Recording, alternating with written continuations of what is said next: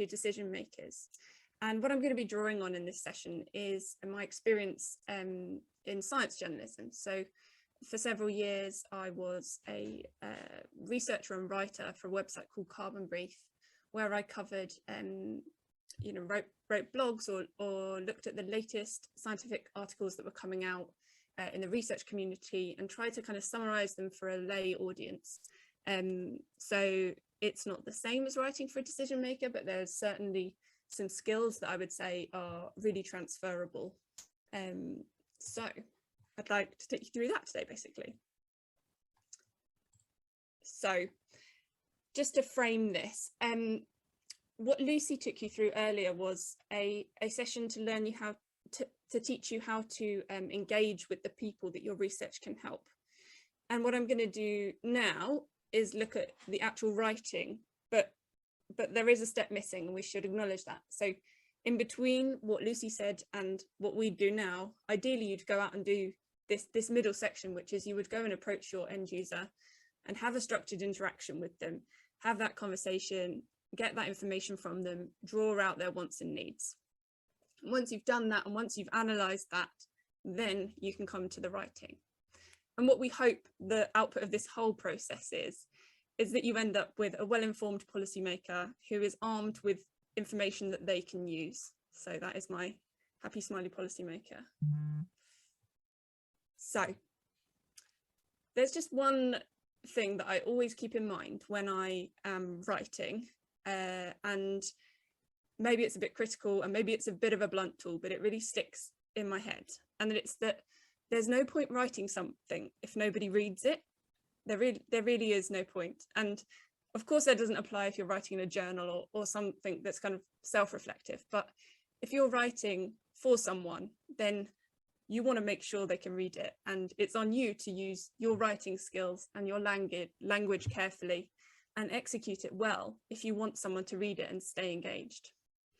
So I want you to think about the amount of time that goes into planning and conducting your research. So perhaps for a PhD, that's sort of like 3 years or longer for some big international projects. We spend a lot of time planning and conducting the research.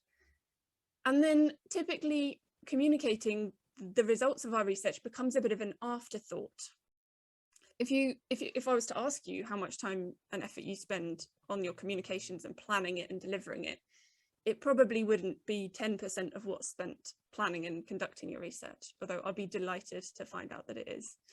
And this is where I want to encourage a bit of a switch. I want to encourage you to think about your communications right from the beginning. So right when you're starting out on your project, and certainly as you're conducting your research, I want you to be thinking about your end user and who you hope your work will influence ultimately. And certainly at the point you come to start writing, you need to really have the reader in the forefront of your mind all the time, because you're writing for them. You're not writing for yourself, you're not writing for your peers in academia. So put aside all the kind of norms you have about how you write, and just focus solely on making it something that they can and want to read. So perhaps you're new to even thinking about writing for policymakers, and there is a spectrum, which is what I wanted to tell you about next. You can do really direct engagement with policymakers, and if you have just gone through that process that Lucy talked about, where you are engaging with them and having a conversation, you're going to probably be ending up producing something like a briefing note, or co-authoring a report for them. And that's a really direct form of writing for policymakers. But there's other ways, excuse me, you can get started. Sorry. There's other ways you can get started. So maybe you would contribute to a briefing note or a post note. You might give evidence to a select committee.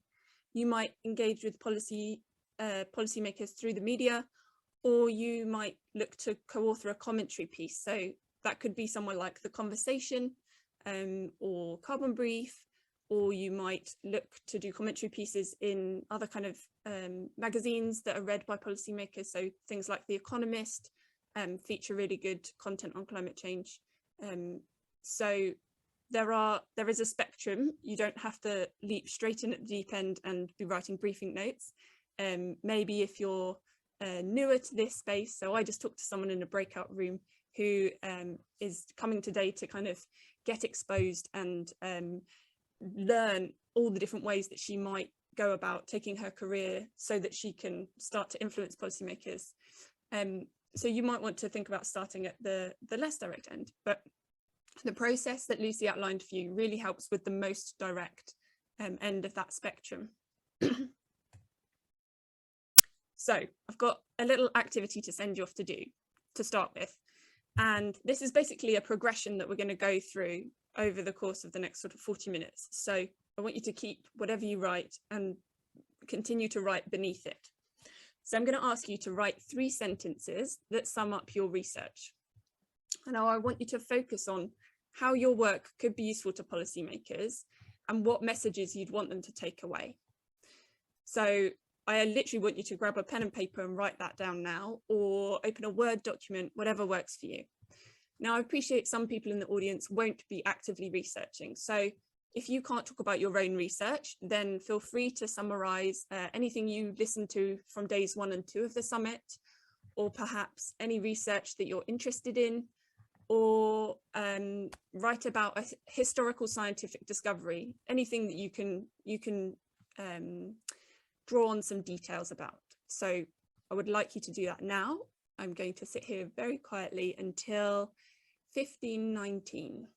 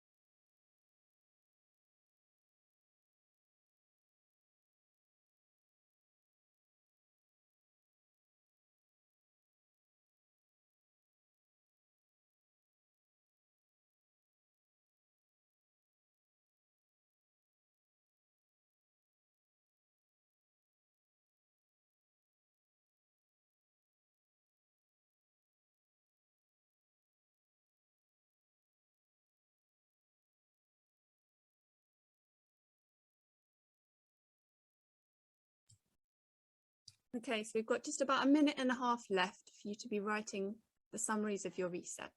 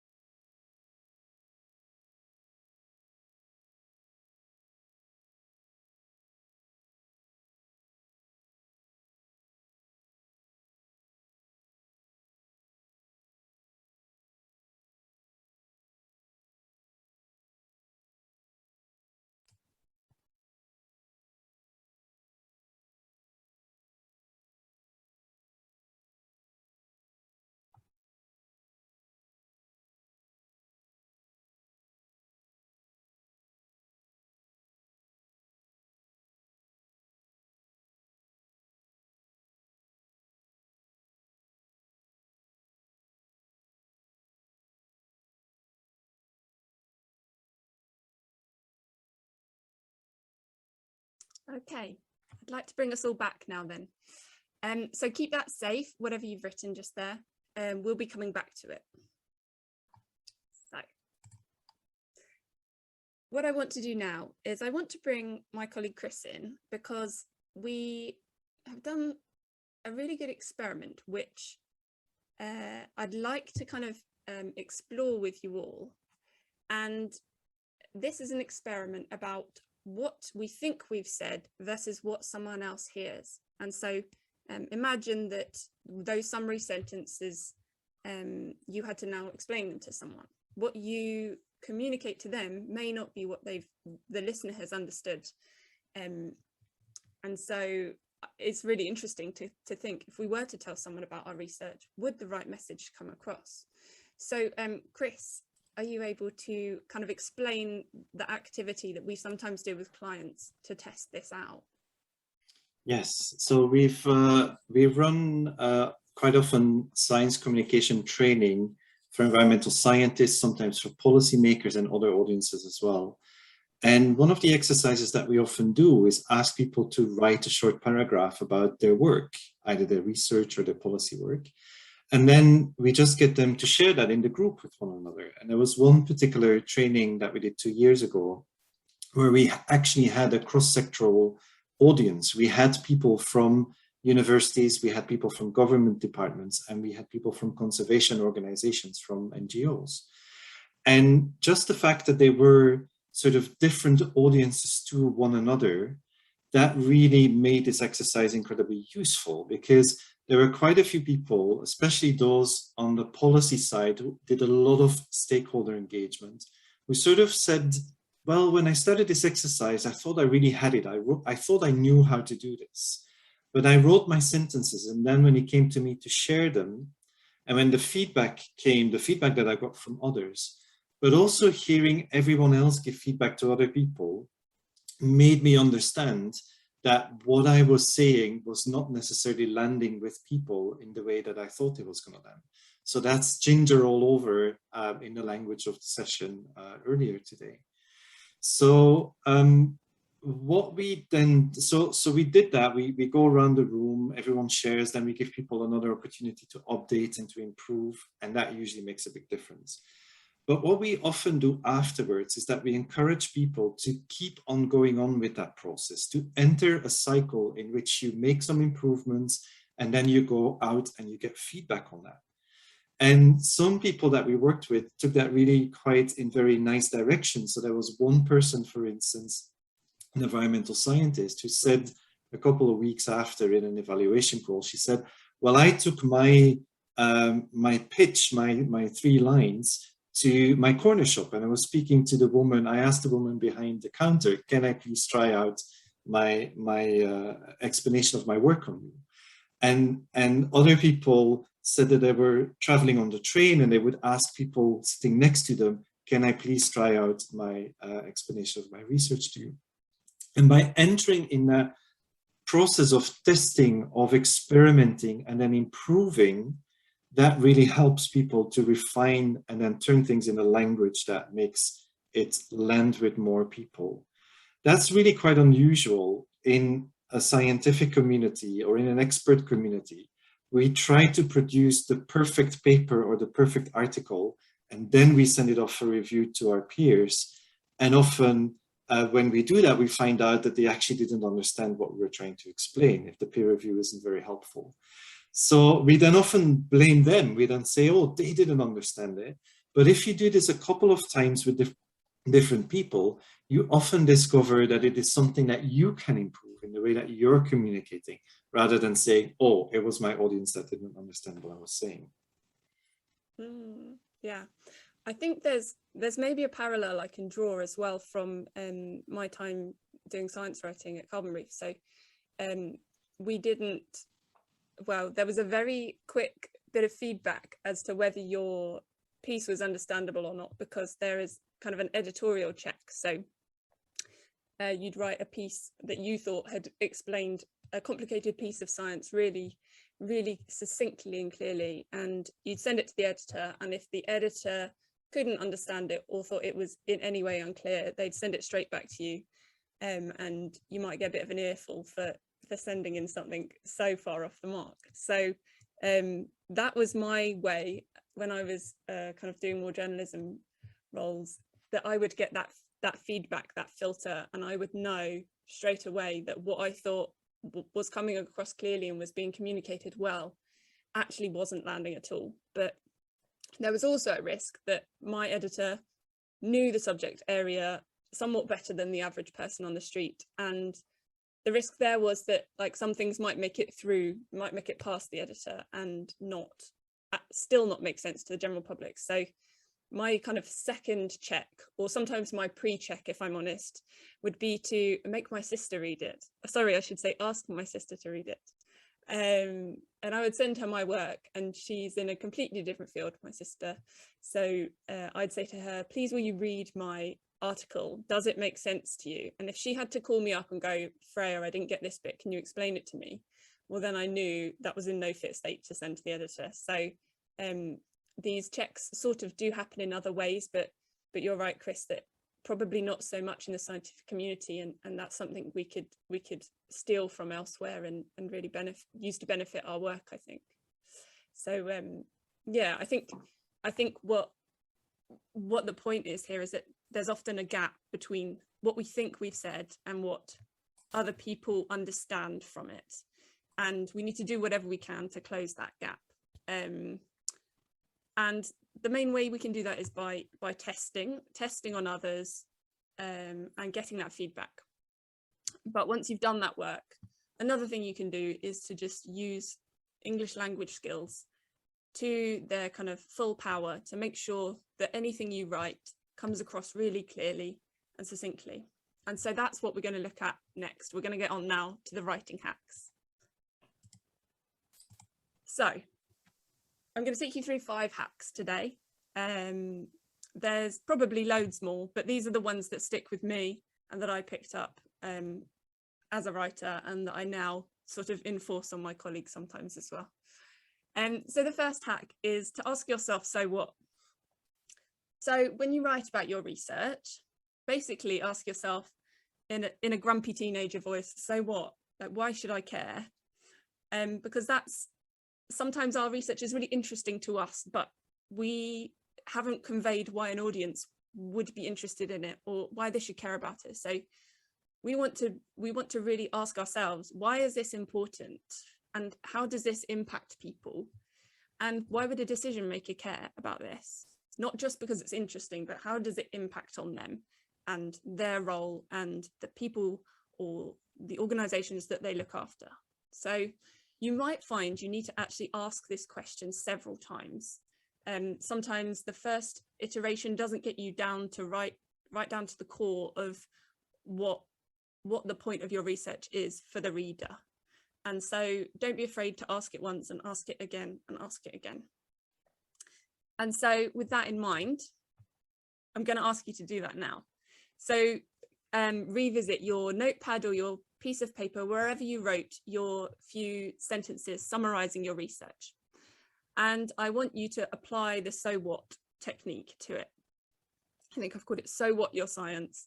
So you've got 4 minutes, and in that time I want you to either rewrite one or several of your sentences to address the so what question. And I'm just going to give you an example on the right so that you can know how to apply it. So say, for example, my research was on sea level rise, and it might have concluded that sea levels are predicted to rise 0.5 meters globally by 2050. So what? Why would a policymaker care about that? Well, they might care about it if I start speaking in their risk currencies, and the things they care about are perhaps widespread flooding, crop destruction, and human displacement. So it's really taking what your science says and then going on to say why that matters to the person you're trying to influence. So I'd like you to do that now. I'm going to give you 4 minutes, so we'll be back at 15:32.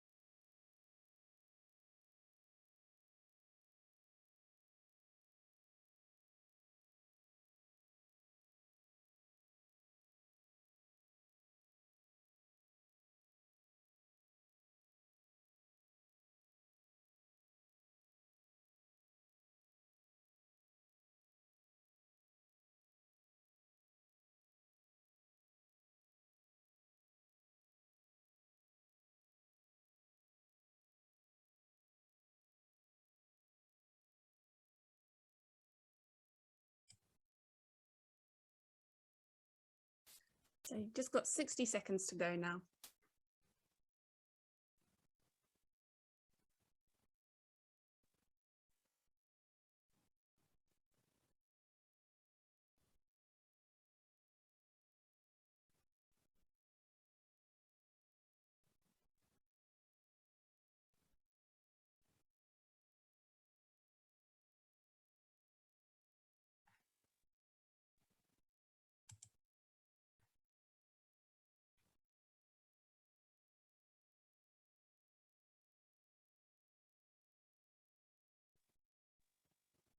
Okay, last few seconds.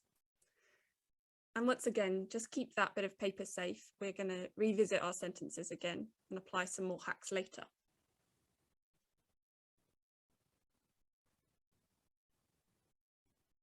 Okay, I'm going to restart us now. So my second hack that I want to talk you through is about thinking about your sentence length and your sentence structure. So you've probably had time to read this, which is what I hoped. A sentence is more likely to be clear if it's short. It's just easier to read. So those are two very short sentences. And really what you want out of a short sentence is for it to just communicate one idea.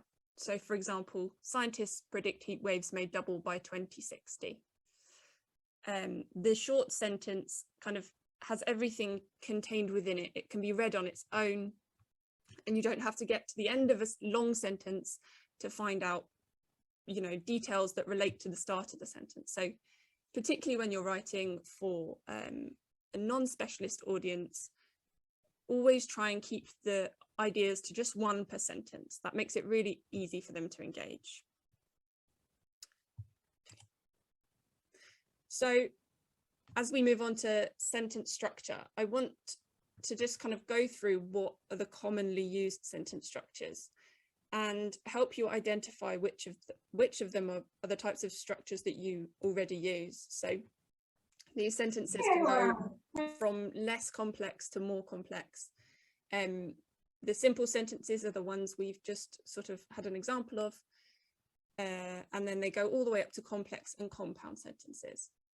But of course, you need to know how to spot them in your writing if you wanted to consciously choose to go for a simpler version, which is what I would advocate for. So my hack really is use the simplest type of structure that you can that fits for the work that you're doing. So here's just some examples of what each of these structures looks like, what they contain, so that you can then go away and look if they apply to your writing. So the simple sentence just has one subject and one statement. So in this example, the green plants are the subject, and the fact that they produce oxygen from carbon dioxide is the statement. A compound sentence joins together two or more of these simple sentences using a conjunction. So in this example, I've taken the first sentence, this simple sentence on the left, and I've added, and they remove pollutants from the air. So that's a second simple sentence that I've joined together. Now those are quite lovely, those simple ones. But what we see more of in scientific writing typically are the complex and the complex compound sentences. So a complex sentence is something that has one main statement and then it has a qualifying statement. So I've tweaked the first example we had there, and this time it reads, green plants through a process called photosynthesis produce oxygen from carbon dioxide. And it's that text highlighted in pink there that is the qualifying statement. It tells you how it happens. And so you can kind of imagine the complex compound is when you have multiple complex sentences joined together. And I see these a lot in kind of scientific literature, and certainly did when I was reading a lot of it as a journalist and trying to translate it into kind of layperson speak. So these are the ones where you have several complex sentences and they're all joined together. And they can be really wordy. So the example I've got here is kind of green plants through a process called photosynthesis produce oxygen from carbon dioxide and remove pollutants, especially particulate matter, from the air. I mean, I wanted a breath in that sentence saying it, so I can't imagine a reader staying too engaged if they have to sit through lots of those sentences. So I want to just put up side by side the benefit and show you the benefit of using the simpler structure. So on the left is that example I just read you through. On the right is here, this is how you could rewrite it using simpler sentence structures. And it doesn't lose anything, it doesn't lose any meaning. All it does is give you the ideas in more succinct packages, simpler sentences. So we could say green plants produce oxygen from carbon dioxide. They do this through a process called photosynthesis. They also remove pollutants, especially particulate matter, from the air. And that's kind of more in line with how I would talk if I was to say this out loud. So that can be a good little trick for you as well. If you write something and then you need to take breath to read it out loud, you know, you could probably have made it a bit simpler. So I just want to show you the contrast really of choosing what kind of sentence structure you use in your writing, because neither are wrong, but one is much easier to stay engaged with and to follow, particularly if you're a non-specialist. So here we go. We're going to attempt the Slidos again. I want you to try and join this poll, and I'd like you to look back at your summaries that you've written, and I'd like you to let me know whether you can spot any complex compound sentences in your summaries. So if the poll is working for you, thank you, Joe's. Just put the number in the chat as well. Have a look at your sentences. I'll give you a minute or so to do that. And let's see who's spotted them.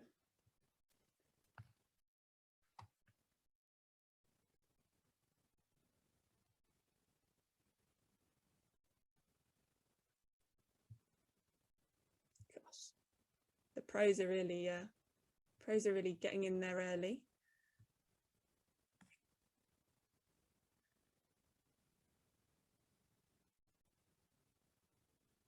Exciting.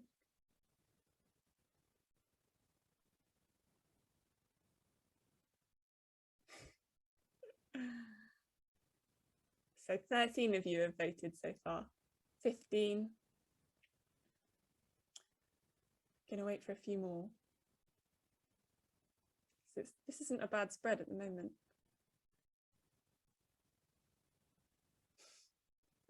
So, okay, I think what we can safely say there is over 2/3 of you have used one or several complex compound sentences. And as I said, they're not wrong, but I'd advise you to use them really sparsely when you're summarizing scientific content for a non-expert audience, or a non-specialist audience, I should say, for someone who's not a specialist in the same field as you, because they are hard to follow and you don't want to give your reader any reason to switch off from what you're trying to tell them. So, to summarize what I just said on length and structure, choose your sentence structure intentionally and use those complex compound sentences very sparingly. Remember that full stops are your friends, so particularly when you're trying to explain something complicated, don't be afraid to make it into shorter, simpler sentences. It's really hard to sometimes think about sentence length and structure as you write, so make sure you protect time to read your work back and edit it afterwards, because you can, as we've just shown with that example, you can take some of your longer sentences and break them down later. And just to encourage you to really try and avoid multiple ideas in the same sentence. It's just too easy for a reader to get lost. So my third hack is about avoiding repetition, which you probably think you don't need to tell us this, Freya, but it happens all the time, and it happens within our team. It happens everywhere. This is how our brains like to work and think. But when you're writing for a policymaker, they are in a rush, they haven't got much time, and they are not a specialist in this subject. So you need to make this as concise as you can. So these are the places you might find that you've written repetition into your work. So within a sentence, I often spot when we've gone to describe something and we've used two adjectives or adverbs, and we could have just used one. So the example I've got on the right there is that agricultural yields will likely fall as a result of the dry and arid conditions predicted. So in that sentence, if you were writing for a policymaker, probably just one of those words will do. If the two adverbs or adjectives convey a different meaning, then it's fine to have them both, but often we can probably just pick one of the two. You might also find repetition in your writing if you look at kind of from one sentence to the next. So something that commonly happens when you're trying to communicate a complicated idea is you find a way of saying it and you put that into your first sentence, and then you sort of go and say it again in the next sentence. So the example on the right is that low likelihood outcomes such as ice sheet collapse and ocean circulation changes are within the realms of possibility. These risks must not be ruled out. So that second sentence within there is just a complete repetition of saying that something is within the realm of possibility. So pick which one of those is the most concise and the most direct, and just say it once. You're going to save words, which means your reader saves time. And then another place you might spot repetition in your writing is where we repeat the subject across sentences and across paragraphs. So on the right, this time I've done an example of where it's done well. So it says the integrated assessment model predicts changes to global monsoons will be costly. It also suggests that sea levels ... And what we've done there is we've just used the pronoun it rather than spelling out in full all the time the integrated assessment model. And that just makes it quicker to read and easier to get into your brain, really, the concept that you're trying to get across. My fourth hack, I'm whizzing through them. Simplify or sacrifice your readers. And I really do think it is quite a clear-cut one. So your end goal here is to write something that someone reads and takes that information and does something with it. So your ultimate goal is just to make them stay with you and give them no reasons to leave the page that you've written for them on. So ask yourself always, why would I use complicated language if a simpler alternative is available? And I know that if you're writing in scientific literature or writing for your peers, you might just routinely slip into using quite technical language or formal writing, but remember to keep your audience at the forefront of your mind and go with whatever's simplest. So there's a couple of ways you might end up alienating your reader. So if you use words they don't understand, that might switch them off. If you use words which are unclear, so their meaning is not clear, that could cause your reader to disengage. And if you use more words than is really necessary, because you're wasting their time and you need to kind of show them that you respect their time is precious. So these are the places that I always try and spot and avoid in my own writing. And maybe you'll see some examples in your own writing or in your peers' writing. So try to avoid using scientific or technical terms. So for example, I see anthropogenic a lot. If you're writing for a policymaker, perhaps just go for man-made. And it's not that they're not intelligent, it's just that your goal is to make it as easy for them as possible to take this information in. Don't make them work hard to understand it. Give it to them as easily as possible and directly as possible. Similarly, we talk about sequestering carbon in the scientific community. Using the word store is absolutely fine. Another place that we can be guilty of not being particularly simple is we often choose to use big words because they sound nice and they probably make us feel a bit clever, but we don't need to. And if simplicity is what you're aiming for, then swap them out. So instead of prohibitively costly, go for too expensive. And then the other thing I always look for is sometimes we write with needlessly long sentences. So we might come across a sentence like, we reached the conclusion that, and instead we could have just said, we concluded. Or we could say, we might read, we hope MPs will take action on the issue.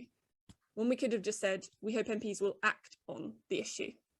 So, you know, as you're going through your writing, try and avoid those drawn out sentences and just go for something more direct. And the fifth hack. Okay, so this one is possibly the one that it took me the longest to get my head around when I was writing, but it's the one I think fundamentally makes your writing better. And that is to use the active voice. And the active voice is a way of writing that makes a sentence personal to someone or to something. And the reasons you might want to use the active voice are that it saves you words. So again, that's about respecting the reader's time, that it's more direct, and that it clearly states who or what did the action. And this is my little formula for how I remember to write in the active voice. So in the active voice, your sentence would begin with a subject. The subject would be doing a verb, and then after the verb, you've got the rest of the details of your sentence. So as a default, I didn't used to write in the active voice. I used to write in the passive voice, and the passive voice looks a lot like the example on the top right there. So there were forest fires in several cities this summer in which thousands of homes were burned. But if I apply that formula to the sentence, I can make it active, and instead it would read like, forest fires burned thousands of homes across multiple cities this summer. And so we've just been more direct. Who is the doer? What are they doing? And what are the details? And it's hard to start thinking like that, to use the active voice straight away, but you can come back and edit it in later on.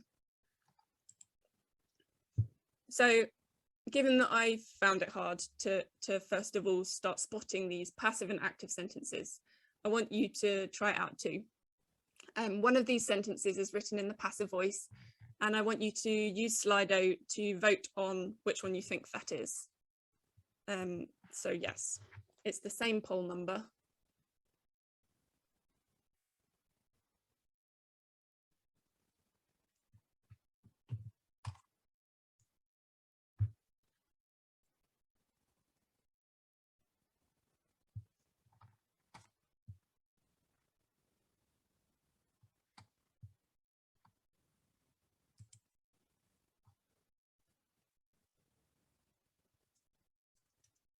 Okay, well, clearly you all are slightly better at English than I am, because I found this such a challenge at the start. But yes, that's correct. And if we wanted to make that sentence, take it from the passive to the active voice, it would look like this. It would instead become, scientists describe the record low summer sea ice as unprecedented. So those were the 5 hacks, and there are certainly more hacks than this, but these are the ones that kind of came to mind first when I thought, what would I want to communicate to someone? And I'm going to give you the last, I'm actually going to give you 2 minutes. I want you to look at your sentences now and think if you can apply the hacks to anything of the most recent version of your summaries that you've written. So take 2 minutes now, and then I'm going to bring you back and we're going to close off this session. So please go now and apply those hacks to your summary sentences.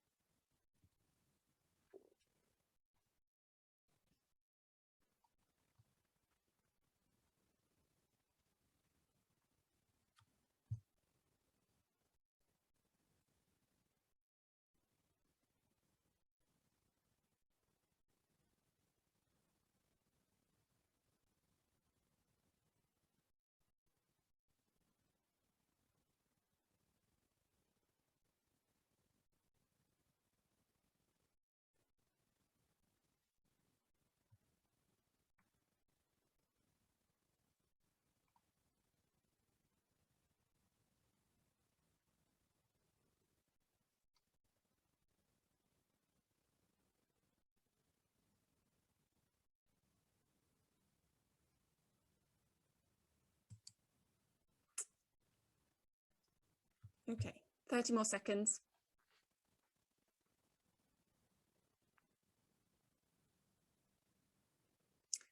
Okay, so I hope you've had a good opportunity to really go through and think about some of those hacks. Now, for some people, they will already be things that you know and you use, but I think it's always helpful to have a refresher.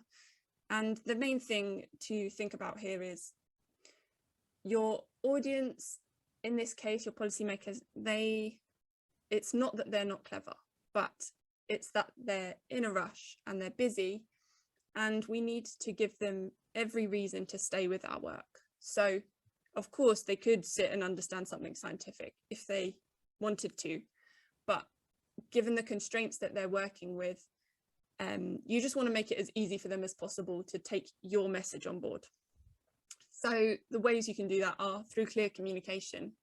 Make sure you understand yourself what the main point of your research is and why someone should care, and then tell your reader it as succinctly and clearly as possible.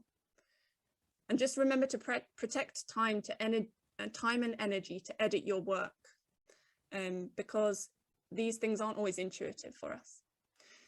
And one final comment, which is that if you are writing a policy brief, there will be certain structures that are preferred in different countries and different organizations. So I just advise you, if you're starting out writing policy briefs for the first time, seek out information, often from universities or you know, online outlets.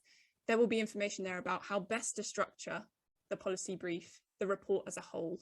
But what I've focused on today is focusing on the language and the skills there.